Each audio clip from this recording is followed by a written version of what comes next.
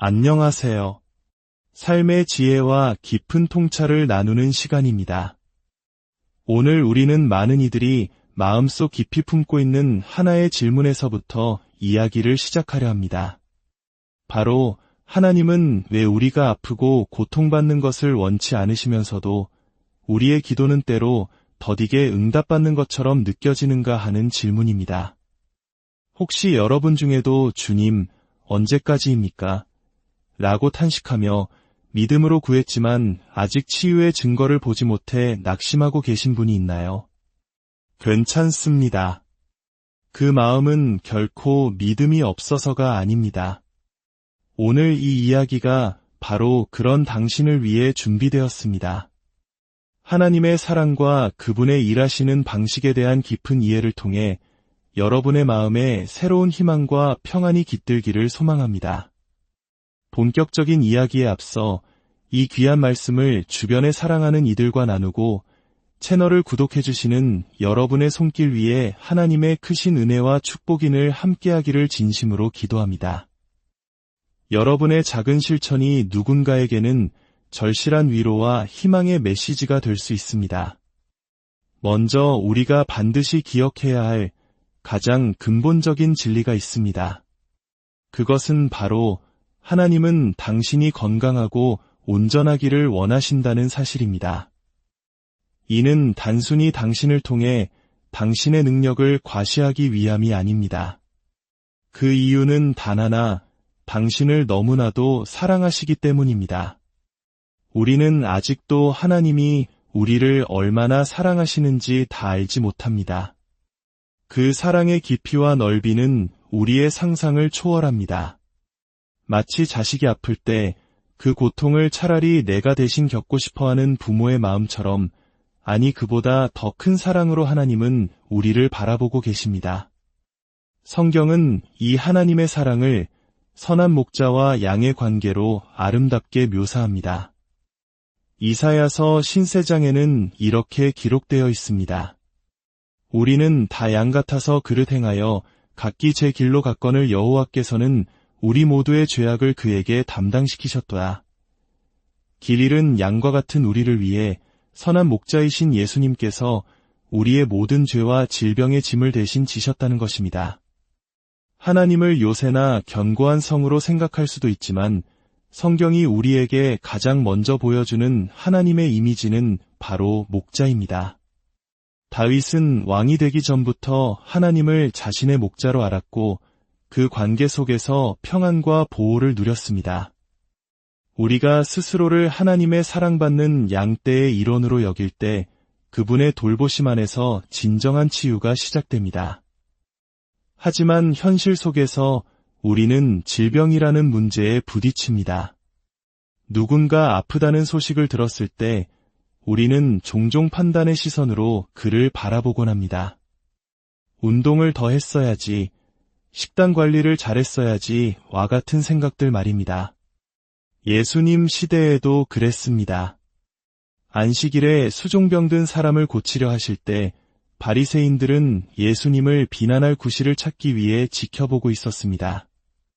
그때 예수님께서 말씀하셨습니다. 너희 중에 누가 그 아들이나 소가 우물에 빠졌으면 안식일에라도 곧 끌어내지 않겠느냐? 이 비유는 우리에게 중요한 관점을 제시합니다. 아픈 사람은 마치 깊은 구덩이에 빠진 사람과 같다는 것입니다. 구덩이에 빠진 사람에게 필요한 것은 왜 조심하지 않았어? 라는 비난이 아니라 즉시 그를 건져줄 따뜻한 손길입니다. 질병은 영적인 실체입니다. 물론 건강한 식단과 꾸준한 운동은 중요합니다. 하지만 그것만으로는 설명할 수 없는 영적인 도전들이 우리 삶에 존재합니다. 질병은 우리가 비난하고 판단해야 할 대상이 아니라 하나님의 능력과 사랑으로 함께 이겨내야 할 영적 싸움인 것입니다. 그렇다면 이 싸움에서 승리하는 비결은 무엇일까요? 바로 예수 그리스도, 그분 자체에 집중하는 것입니다. 우리는 종종 치유라는 결과, 즉 예수님의 사역에만 집중하려 합니다. 하지만 성경은 끊임없이 그분 자신을 강조합니다. 이사야 신세장은 그가 실로 우리의 질고를 지고 우리의 슬픔을 당하였거늘 이라고 말하며 그가를 강조합니다. 마태복음 8장 역시 우리 연약한 것을 친히 담당하시고 병을 짊어지셨도다 라고 기록하며 친히, 즉 예수님 자신을 부각합니다. 이는 마치 우리가 유능한 의사를 찾아갈 때와 같습니다. 우리는 그 의사가 수년간 공부한 모든 논문이나 임상 경험을 다 알 필요가 없습니다. 그저 그 의사라는 사람에게 나아가면 그의 모든 지식과 경험의 혜택을 온전히 누릴 수 있습니다. 마찬가지로 우리가 예수 그리스도라는 인격에게 나아갈 때 그분이 십자가에서 이루신 모든 사역의 혜택, 즉 죄 사함과 치유, 구원의 선물을 받게 되는 것입니다. 한 번은 제 어린 딸이 바이러스성 고열로 몹시 아팠던 적이 있습니다. 의사는 바이러스는 시간이 약이라고 했지만 아파서 우는 아이를 보며 아비로서 해줄 수 있는 것이 아무것도 없다는 무력감에 휩싸였습니다. 저는 기도하고 성찬을 나누었지만 상황은 나아지지 않았습니다. 마지막으로 제가 할 수 있었던 것은 아이의 침대 곁에서 조용히 찬양을 부르는 것이었습니다. 주는 치료하는 하나님, 주는 치료하는 주님, 찬양을 계속할수록 제 시선은 아파하는 딸에게서부터 전능하신 하나님께로 옮겨졌습니다. 그분의 위대하심과 사랑, 그분의 영광을 바라보기 시작했습니다. 찬양은 하나님을 위대하게 만드는 행위가 아니라 제 안에서 하나님의 존재를 위대하게 인식하는 과정이었습니다. 제가 그렇게 주님께 집중하고 있을 때 기적처럼 아이의 열이 내렸습니다. 우리는 때로 문제 자체에 너무 몰두한 나머지 문제보다 크신 하나님을 보지 못할 때가 있습니다. 치유의 근원은 방법이나 공식이 아닌 인격이신 예수 그리스도, 그분 자신과의 깊은 만남에 있습니다. 그렇다면 왜 우리의 기도는 더디게 느껴질까요? 왜 믿음으로 성찬에 참여해도 즉각적인 변화가 없을 때가 있을까요? 성경은 이러한 기다림의 시간 또한 하나님의 계획 안에 있음을 보여줍니다. 이스라엘 백성이 이집트를 탈출하기 전날 밤 그들은 유월절 어린 양을 먹었습니다. 그리고 다음 날 약 200만에서 300만 명으로 추정되는 거대한 무리 가운데 아픈 사람이 단 한 명도 없었다고 성경은 기록합니다. 수십 년간 고된 노역과 스트레스, 열악한 식단에 시달렸던 노예들이 하룻밤 사이에 모두 건강을 되찾은 것입니다. 이것은 유월절 어린 양, 즉 예수 그리스도의 그림자를 통해서도 얼마나 놀라운 치유가 일어날 수 있는지를 보여주는 증거입니다. 하지만 그 놀라운 구원의 밤이 오기까지 이스라엘 백성에게는 깊은 절망의 시간이 있었습니다. 모세가 처음 파라오 앞에 나아가 내 백성을 보내라고 선포했을 때 돌아온 것은 해방이 아니었습니다.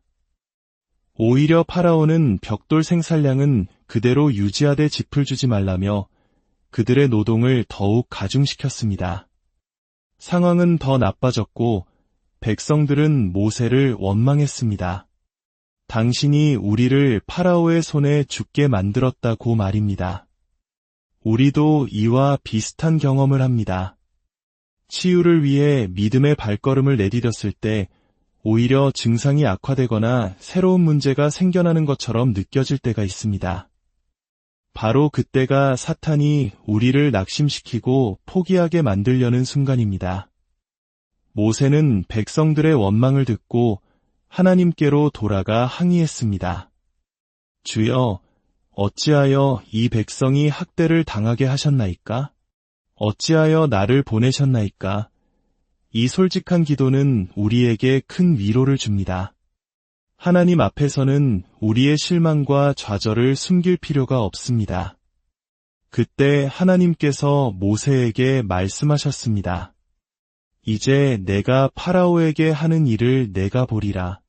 강한 손으로 말미암아 파라오가 그들을 보내리라. 그가 그들을 그의 땅에서 쫓아내리라. 하나님은 더 큰 계획을 가지고 계셨습니다. 그것은 단순히 이스라엘을 구원하는 것뿐만 아니라 이집트의 모든 우상을 꺾고 하나님의 살아계심을 온 세상에 드러내는 것이었습니다. 10가지 재앙의 과정은 바로 그 계획을 이루어가는 시간이었습니다.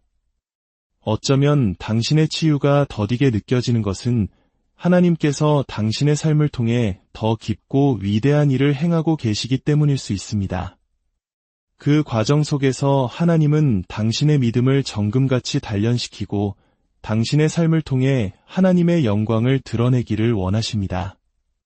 인도의 한 8살 소년 존 루퍼스의 이야기는 우리에게 큰 울림을 줍니다.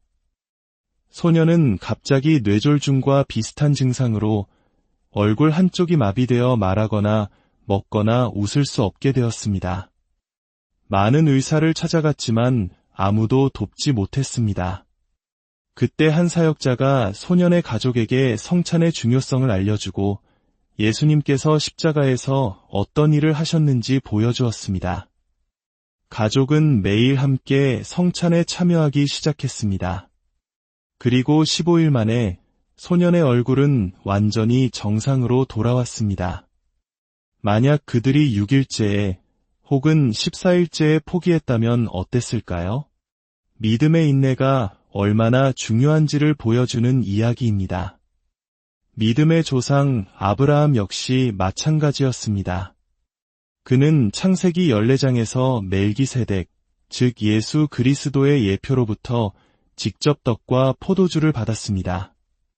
당시 그의 가장 큰 소원은 아들을 갖는 것이었습니다. 하지만 그가 아들 이삭을 얻기까지는 무려 16년이라는 긴 시간이 걸렸습니다. 그는 믿음이 흔들리는 순간들도 있었지만 결코 포기하지 않고 인내하며 하나님의 약속을 붙들었습니다. 히브리서는 말합니다.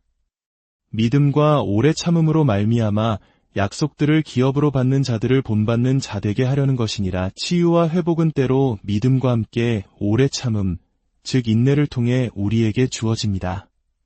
마지막으로 이 인내의 시간을 어떻게 보내야 할까요? 성경은 섬김을 이야기합니다. 출애굽기 23장은 이렇게 약속합니다. 내 하나님 여호와를 섬기라. 그리하면 여호와가 너희의 양식과 물의 복을 내리고 너희 중에서 병을 제하리니. 여기서 섬김은 치유를 얻기 위한 대가가 아닙니다. 치유의 대가는 예수님께서 채찍에 맞으심으로 이미 완벽하게 지불하셨습니다. 여기서 섬김은 믿음의 표현입니다. 내가 비록 지금 아픔을 느끼고 있지만 나는 예수님의 채찍에 맞음으로 나음을 입었다는 믿음을 선포하며 주님을 위해 움직이기 시작하는 것입니다. 마귀는 우리가 질병 때문에 주저앉아 아무것도 하지 못하기를 바랍니다.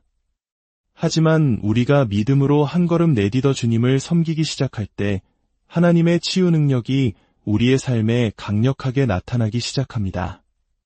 하나님께서는 또한 말씀하십니다. 내가 그들을 내 앞에서 조금씩 쫓아내리니 내가 번성하여 그 땅을 기업으로 얻을 때까지라. 하나님은 때로 우리의 적들, 즉 질병을 한 번에 몰아내지 않으시고 조금씩 몰아내십니다. 그 과정을 통해 우리가 영적으로 더욱 강해지고 성숙해지기를 원하시기 때문입니다. 사랑하는 여러분, 낙심하지 마십시오. 당신의 치유는 오고 있습니다. 혹 지금은 더디게 느껴질지라도 하나님의 시간표는 가장 완벽합니다. 주님, 언제까지입니까? 라고 묻는 것을 두려워하지 마십시오. 그러나 그 질문에 머무르지 말고 다윗처럼 오직 나는 주의 사랑을 의지하였사오니 나의 마음은 주의 구원을 기뻐하리이다. 라고 믿음으로 선포하십시오. 선한 목자이신 주님께서 당신을 푸른 풀밭과 실만한 물가로 인도하고 계십니다. 인내하며 그분을 신뢰하십시오. 당신의 미래는 하나님의 약속만큼이나 아름답고 밝습니다. 이제 함께 기도하겠습니다.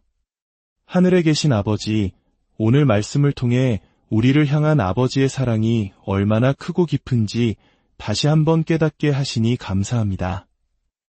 때로 우리의 눈에 보이는 현실과 증상들로 인해 낙심하고 좌절할 때가 많았음을 고백합니다. 이제 우리의 시선을 문제에서 돌려 문제보다 크신 주님을 바라보게 하옵소서. 예수 그리스도께서 십자가에서 우리의 모든 죄와 질병을 담당하셨음을 믿습니다. 그 채찍에 맞으심으로 우리가 나음을 입었음을 선포합니다. 기다림의 시간 속에서도 믿음을 잃지 않게 하시고 인내하며 주님의 때를 신뢰하게 하옵소서. 우리 각 사람의 삶 속에 있는 모든 연약함과 질병이 예수 그리스도의 이름으로 떠나갈지어다. 이 시간 주님의 이름으로 여러분 한 분 한 분을 축복합니다. 이 한 주간 주님께서 친히 당신을 모든 위험과 재앙으로부터 지키시고 보호하실 것입니다. 주님의 얼굴빛이 당신을 향하여 비추사 은혜 베푸시기를 원하며 당신의 삶에 평강 주시기를 원합니다. 당신이 가는 모든 길을 평탄하게 하시며 주님의 선하심과 인자하심이 반드시 당신을 따를 것입니다. 예수 그리스도의 이름으로 기도합니다.